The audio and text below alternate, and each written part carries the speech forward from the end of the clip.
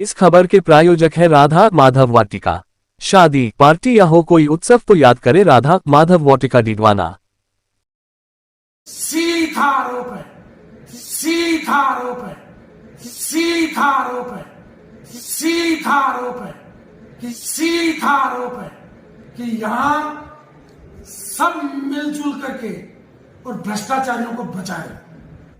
राज्य सरकार ने प्रत्येक दूसरे गुरुवार को उपखंड स्तरीय जन सुनवाई रखी हुई है। उसमें स्थानीय विधायक भी सदस्य के रूप में आमंत्रित रहता है।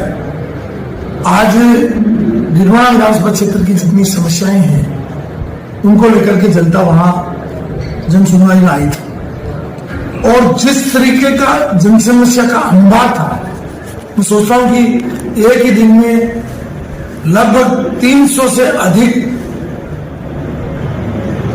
जन सुनवाई के लिए आवेदन आ जाएं या शिकायतें आ जाएं या मांग आ जाए, तो ये सरकार के लिए सोचनीय विषय है। इसलिए मेरा माननीय मुख्यमंत्री जी से आपके माध्यम से आग्रह है, मुख्य सचिव महोदय से भी आग्रह है कि आप जो आपके उपखंड के अधिकारी हैं, जो जिला स्तरीय अधिकारी हैं, उनको निर्देशित करें कि खाली उनका समस्याओं का पंजीकरण ही नहीं करे, उसका समाधान भी करें। और मैंने आज जीएस जो कि वीडियो कॉन्फ्रेंस पर डायरेक्ट थे, उनसे भी आग्रह किया कि खाली आप उपखंड और जिला कलेक्टर के अधिकारियों को मत पूछिए, जब मुख्यमंत्री के स्तर पर इसकी और चीफ सेक्रेटरी के स्तर पर इसकी जो निगरानी होती है, तो जनप्रतिनिधियों की भी बातें जानी चाहिए। वो खाली एक मूक दर्शक के रूप में वहां जाके नहीं बैठे, उनको भी उच्च अधिकारियों को सुनना चाहिए। मैं मुख्यमंत्री जी को और मुख्य सचिव को भी चिट्ठी लिखूंगा। एक तो गौ हत्या को लेकर के, गोकसी को लेकर के, कि उसमें सख्त और कड़े कानून और यहां तक कि मृत्युदंड तक के कानून बनाने चाहिए। और दूसरा, जब जनादेश आ गया, जनता ने अपना आदेश सुना दिया 3 दिसंबर को, तो जो चुने हुए हैं जनप्रतिनिधि हैं, अगर मुख्यमंत्री जी भी लाडनू की बैठक में ये कहते हैं कि जो हमारा प्रत्याशी है वही एमएलए है, तो फिर एमएलए क्या करेगा लाडनू का? जब किसी भी राजनीतिक दल से आता हो तो मुख्यमंत्री जी को इस तरीके से नहीं करना चाहिए। इसलिए मेरा मुख्यमंत्री जी से आग्रह है कि आप जिस दल से आते हैं, जिस विचारधारा के उनके काम होनी चाहिए, वो भी जनता का हिस्सा है, हम उसको नहीं रोक रहे, लेकिन आप 8 करोड़ जनता के मुख्यमंत्री हैं, इसलिए पब्लिकली नहीं कहें कि हमारा चुनाव लड़ा हुआ व्यक्ति काम करेगा। और यही निवेदन मेरे मंत्रियों से है।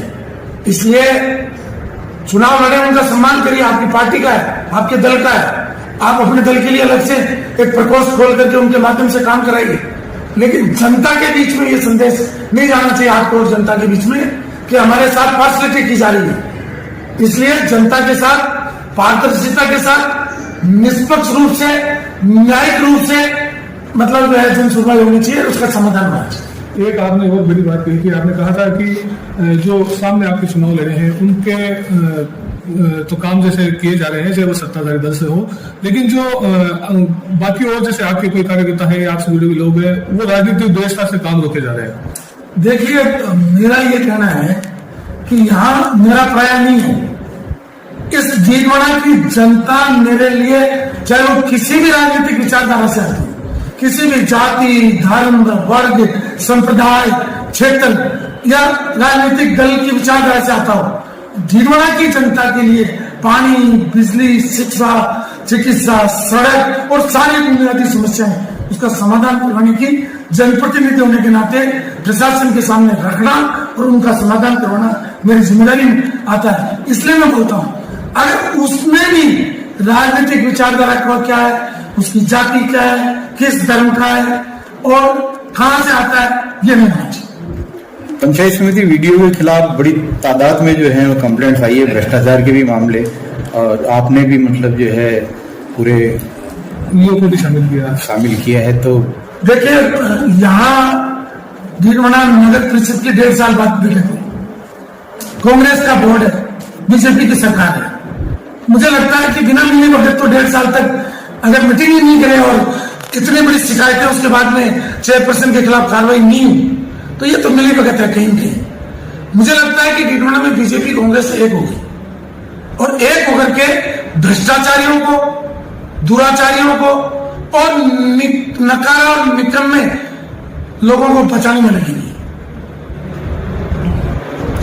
भ्रष्टाचार आज बड़ा मुद्दा है, लगभग ये माननीय प्रधानमंत्री जी भी यही कह रहे हैं, माननीय मुख्यमंत्री जी भी यही कह रहे हैं, जीरो टॉलरेंस है।